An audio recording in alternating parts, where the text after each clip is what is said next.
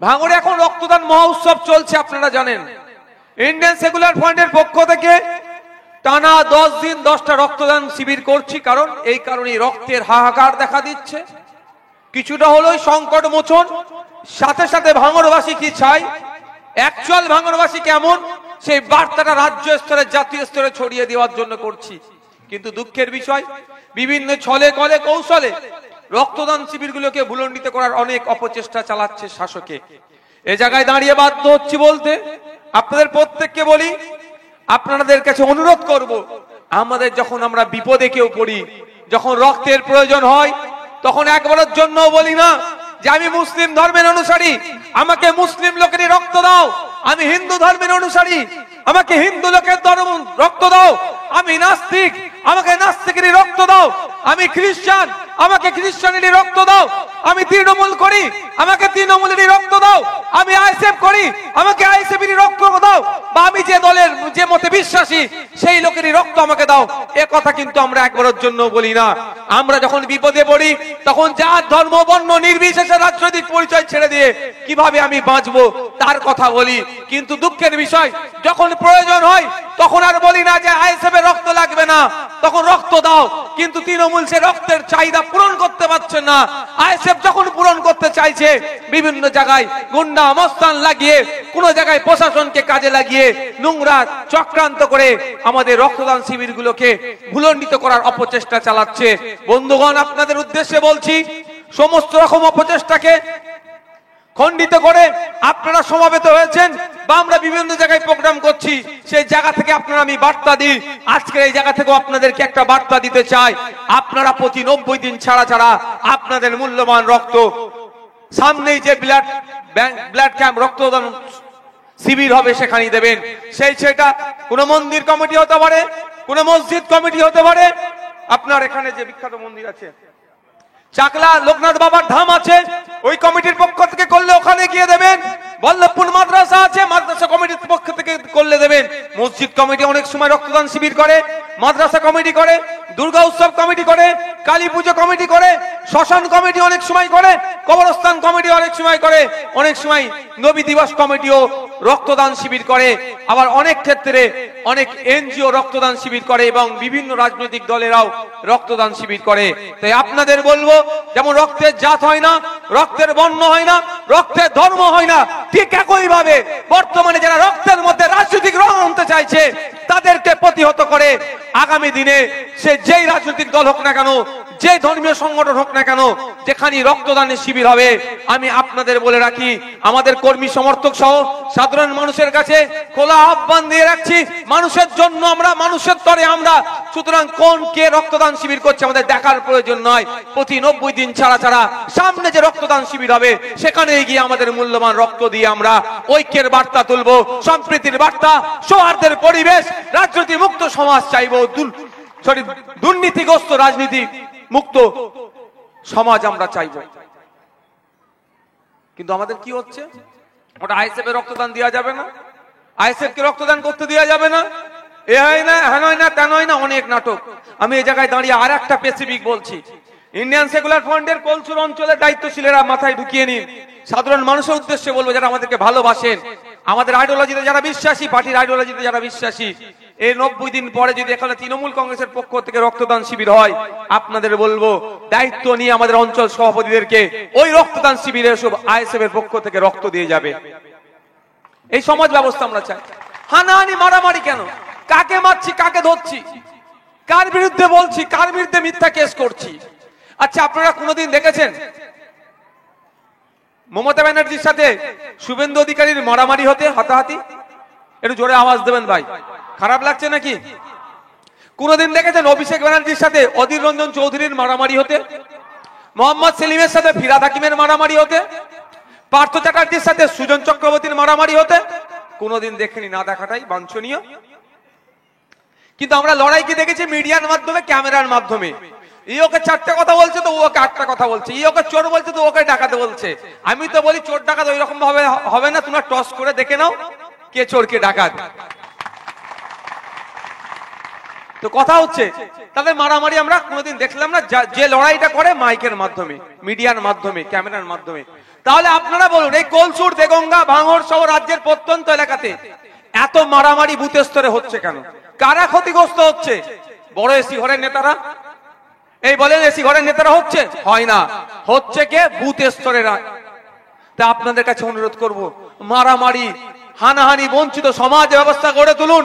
যদি মমতা ব্যানার্জি শুভেন্দু অধিকারীকে ডেকে বিধানসভায় চা খাওয়াতে পারে, তাহলে রানীহাটিতে কেন আইএসএফ তৃণমূলের বন্ধুকে চা খাওয়াবেন? এটা আমি আইএসএফ বন্ধুদের কাছেই বলছি।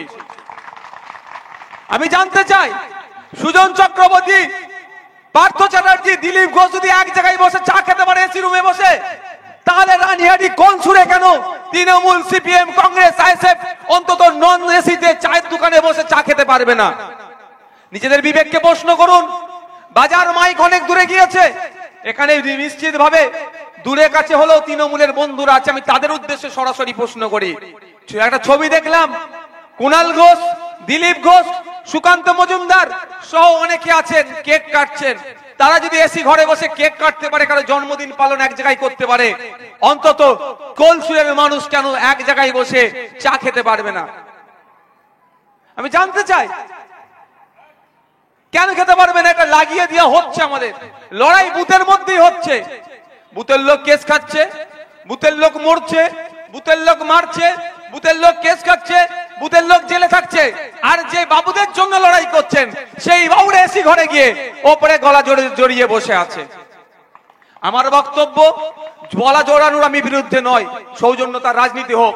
যদি তুমি এসি ঘরে বসে, আপনি যদি এসি ঘরে বসে বসতে থাকতে পারেন একসাথে পাশাপাশি, তাহলে আপনারা আপনার দলের কর্মীদেররা বুথ স্তরে মারপিট করছে, এটা বন্ধ করতে পারছেন না কেন?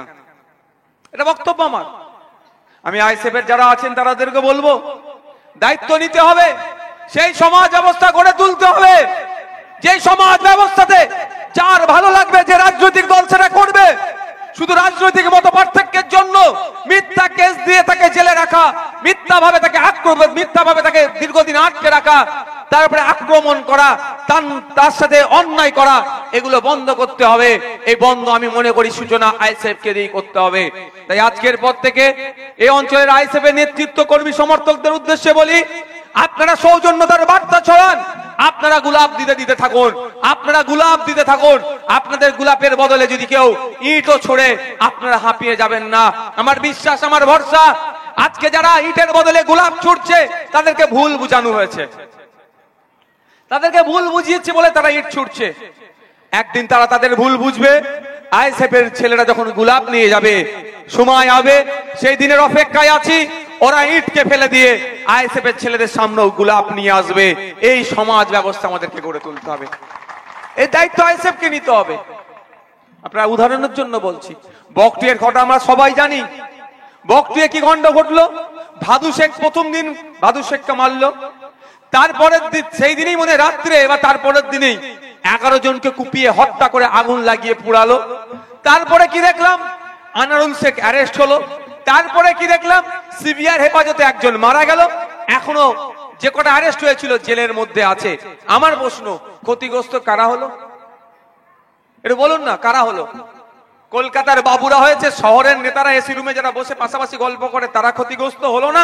ওই বুথের নেতাগুলো হলো? একটু জোরে বলুন। আনারুল ক্ষতিগ্রস্ত হলো, ভাদু শেখ ক্ষতিগ্রস্ত হলো, যে সিবিআই হেফাজতে মারা গেল তার পরিবার ক্ষতিগ্রস্ত হলো, 11 জনকে পুড়িয়ে মারলো তাদের পরিবার ক্ষতিগ্রস্ত হলো, ওই এলাকাটাকে পুরো ধ্বংস করে দিল। কিন্তু ওই ঘটনা ঘটার পরে কি শুনলাম? এখন যিনি তিহার জেলে আছেন তিনি বলে দিয়েছিলেন যে টিবি বাস্ট করে মারা গেছে, চেষ্টা করেছিল এটাকে কাজে লাগিয়ে দেব। কিন্তু যখন হই হই করে উঠলো, আমরা যারা বিরোধী আমরা চিৎকার করতে শুরু করলাম। বিধানসভার মধ্যে, বিধানসভার বাইরে, মাঠে ঘাটে যখন এইটা নিয়ে চর্চা হলো, তারপরে জানতে পারলাম কি হিংস্র নৃশংস ভাবে তাদেরকে হত্যা করা হয়েছে। কিন্তু আমার প্রশ্ন, ক্ষতিগ্রস্ত কারা হলো? বুথের। মমতা ব্যানার্জি বকটুয়ে গেলেন, গিয়ে সেখানে বললেন অন ক্যামেরা মিডিয়ার মাধ্যমে এরকম মঞ্চে দাঁড়িয়ে, যে আনারুল যদি পুলিশকে না আটকাতো তাহলে ঘটনা ঘটতো না। এ কথা থেকে পুরো বোঝা গেল যে তৃণমূল কংগ্রেস তার দায়টাকে গাঁট থেকে ঝেড়ে ফেলে দিল, আনারুলের উপরে চাপিয়ে দিল। এবার বলেন, আপনাদের এলাকাতেও এই ধরনের আনারুলের মতো কিছু চারানার নেতা আছে? আপনাদের মত পাড়াগাতেও আনারুলের মতো কিছু চালানার নেতা আছে, তারা যখন ফেসে যাবে দল তাদের পাশে থাকবে না। তাদেরকেও সতর্ক করে বলছি, আনারুলের দিকে শিক্ষা নিন। হয়তো আমি ধরে নিচ্ছি আনারুল পুলিশকে আটকে ছিল, কিন্তু আনারুলের বাপেরও ক্ষমতা নাই, বা পুলিশও আনারুলের কথা শুনতো না। আনারুলের পিছনে যদি অদৃশ্য কোনো শক্তি না কাজ করত, বড় কোনো নেতাদের না হাত থাকলে আনারুলের কথা শুনতো না। কিন্তু আনারুলের নামই শুধু দোষ হলো, যার কথায় পুলিশ আনারুলের কথাটা শুনছে তার কিন্তু আর নাম আমরা দেখতে পেলাম না, অ্যারেস্ট আনারুল পর্যন্ত হলো। তো আপনাদের এলাকায় কিছু ওই রকম আনারুল টাইপের চারানার নেতা আছে, দাদা দিদি বলে দিয়েছে করে দিচ্ছে, করে দাও। দাদা দিদি বলে দিয়েছে আইএসএফ সহ যারা বিরোধী রাজনীতি করছে তাদের নামে মিথ্যে কেস দাও। দাদা দিদি বলে দিয়েছে ওর পা ভাঙবো। খুব ভালো কথা, যা করছে করুন। এটা মনে রাখবেন, ইন্ডিয়ান সেকুলার ফ্রন্ট বিকল্প রাজনীতির সন্ধানে এসেছে, বিকল্প রাজনীতির সন্ধানে এসেছে, সমাজ ব্যবস্থা পরিবর্তন করতে এসেছে। মেরেছে বলে মারতে হবে এ বিশ্বাসী নয়, কোনোদিন আমরা বলি না আর বলবো না। কিন্তু মনে রাখবেন, যারা অন্যায় ভাবে আমার ভাইকে মারছেন আজকে, যারা অন্যায় ভাবে পুলিশের কে কাজে লাগিয়ে আমার ভাইদেরকে জেলে রাখছেন, এটা মনে রাখা তাদের জন্য এই বার্তা আমি দিয়ে যাচ্ছি। আজকে নয়, কালকে নয়, আমার ভাইয়ের নামে মিথ্যা কেস দিয়েছেন, বারাসাত কোর্টে যাব, জামিন করাবো। সেখানে যদি না পারি কলকাতা হাইকোর্টে যাব, জামিন করাবো। সেখানে না পারলেও আমার ভাইকে সুপ্রিম কোর্ট থেকে জামিন করিয়ে মালা পরিয়ে বাড়ির মধ্যে নিয়ে আসবো। তবে কি চুপ করে যাব নাকি? অন্যায় ভাবে আমার ভাইকে কেস মামলা দিয়ে অ্যারেস্ট করেছেন, জামিন করে তো বাড়িতে নিয়ে আসবো তাকে মালা পরিয়ে। তারপরে কি করব? কেস চলবে 2 বছর, খুব বেশি হলে 4 বছর, সমাধান হয়ে যাবে। কারণ মিথ্যা না ভাই, কোর্টে গেলে তো এভিডেন্স লাগবে। থানাকে আজকে ওরা কিনে রেখে দিয়েছে, মেনে নিচ্ছে এক প্রকার। সব অফিসার নয়, তবে কিন্তু বেশ কিছু অফিসারকে তারা কিনে নিয়েছে। এখন অনেক ভালো অফিসার আছে, তাদেরকে আমরা স্যালুট জানাই। আমি জামিন করিয়ে নিয়ে আসার পরে কেসটা উকিলকে দিয়ে চালাবো। 2 বছর 4 বছর পরে কি হবে? Case dismiss. যার নামে অভিযোগ হয়েছিল কেসটা কি হবে? ডিসমিস হয়ে যাবে। তারপরে কি ছেড়ে দেবো? যে উকিলকে দিয়ে মামলাটাকে জামিন করিয়েছিলাম, যে উকিলকে দিয়ে এতদিন লড়াচ্ছিলাম, আর যার নামে কেস দিয়েছিল তাকে দিয়ে যে কেসটা করিয়েছিল তার বিরুদ্ধে মানহানির মামলা ঠুকবো। 5 টাকা, আমি আগেও বলেছি আজও বলছি, নওশাদ সিদ্দিকীর হাতে 5 টাকার পেন আছে, এমন পেনের খোঁচা দেব, তখন যেখানে খোঁচাটা লাগবে ঠিক বুঝিয়ে দেব। মানহানি মামলা করব, ছাড়বো কেন? তার বিরুদ্ধে মানহানি মামলা করব। মানহানি মামলা দুটো ভাবে হয়, সিভিলে হয়, ক্রিমিনালে হয়। একটা হচ্ছে জেল জরিমানা, একটা হচ্ছে ক্ষতিপূরণ। সময় কিন্তু করবে, এটা মাথায় রাখবেন যারা করছেন মিথ্যা কেস। দাদা দিদিকে তখন খুঁজে পাওয়া যাবে না। পার্থ চ্যাটার্জি তৃণমূলের একটা বড় নেতা, দলের মহাসচিব ছিলেন, আজকে তাকে 1 বছরের ওপরে জেলে আছে। দেখছেন কেউ দল তার পাশে আছে? উল্টে দল কি বলছে ওর ব্যাপার, ওটা বুঝে নেবে। জ্যোতিপ্রিয় মল্লিক আপনাদের এলাকার নেতা, প্রথম খুব বড় বড় কথা বলছিলেন মমতা ব্যানার্জি মহাশয় অ্যারেস্ট করার আগে। সুগার আছে, হ্যান আছে, ত্যান আছে, অনেক কিছু বলছিলেন। অ্যারেস্ট হয়ে যাওয়ার পরে আর কোনো শব্দ খরচ করছেন না উনি। বুঝতে পেরেছেন তো? কদিন লোক দেখানোর জন্য কটা মিছিল করেছিল, আর এখন যখন ইডি চার্জশিট দিয়েছে, আমি বলি তো তার তৃণমূলের বন্ধুদের করে এবার 4টি মিছিল করো চোরেদের পক্ষে। অভিযোগ আছে জ্যোতিপ্রিয় মল্লিক বাবু মন্ত্রী, তৃণমূলের শুরু থেকে তার সাথে আছে, তিনি অ্যারেস্ট হয়ে আছেন।